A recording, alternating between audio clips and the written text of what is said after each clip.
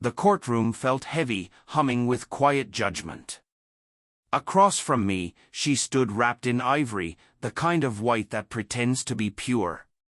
Her hands cradled her belly like armor, her expression calm, rehearsed. A performance meant to convince everyone she was the victim. She thought the life growing inside her made her untouchable.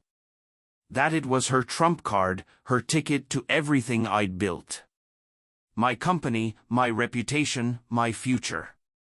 But she miscalculated. She thought she was marrying a man blinded by love. What she didn't realize was that while she was plotting, I was preparing for war. We met 7 years ago, on a rooftop terrace in the city. Glass railings, skyline glittering, champagne in every hand. Back then, I was all ambition, long nights, strong coffee, no margin for error. She was magnetic. Polished. Every word measured, every smile strategic. To everyone else, we looked like a power couple. Driven, unstoppable, the kind of duo people admired. But while I was building brick by brick, she was curating a facade, polished and hollow. She said she loved my discipline. Said she loved me. But she didn't love the man, she loved the lifestyle he made possible. At first, the fractures were invisible. A strange message that vanished too fast. A work trip that didn't match the calendar. Friends I'd never met. I told myself doubt was disloyal. That trust was the price of love. I wasn't blind, just patient. The truth came out by accident. A mutual contact mentioned her pregnancy. Like it was old news. My stomach dropped. She hadn't told me. She was saving it. A courtroom bomb. Her ultimate sympathy card. I didn't confront her. Not yet. I waited, I watched, I started pulling threads. Then I found him. Young. Ambitious. A collaborator she'd been working with online. Their connection wasn't rumor, it was fact. Receipts from hotels. Photos. Messages that left nothing to doubt. Even a sonogram, synced carelessly to our shared cloud account. She wasn't just unfaithful. She was sloppy. And that was her fatal mistake. I called my attorney. We moved quietly, fast. Accounts split.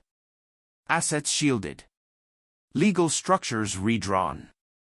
By the time she realized something was wrong, everything that mattered was already out of her reach. She thought the court delays were routine. She thought my silence was fatigue. She didn't know it was strategy. When the hearing finally came, the sky was gray, heavy, like it knew what was coming. She arrived late, as always. Elegant. Perfect. Calculated. A performance in heels.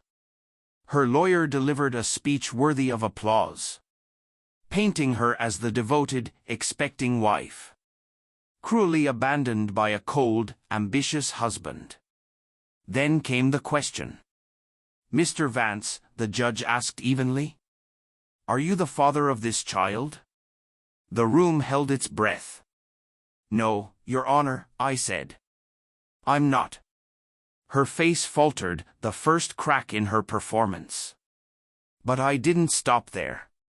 I handed the judge a folder. Organized, complete, undeniable. Emails. Hotel records. Photos.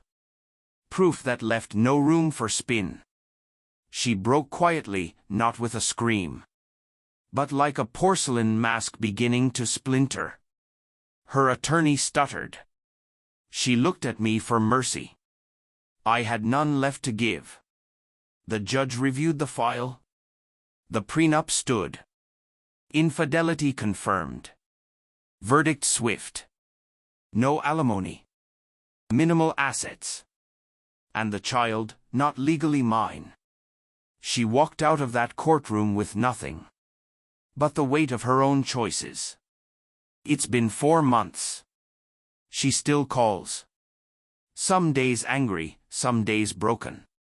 Sometimes both in the same message. The other man vanished the moment the money did. I've heard rumors, debt, isolation, regret. I don't take joy in it. But I don't feel guilt, either. She thought I'd fall apart. Thought love made me weak. But love didn't destroy me. Her betrayal forged me into steel. She struck the match, thinking she'd burn me down. But I rebuilt, quietly, completely. And this time? She'll never get through the gates again.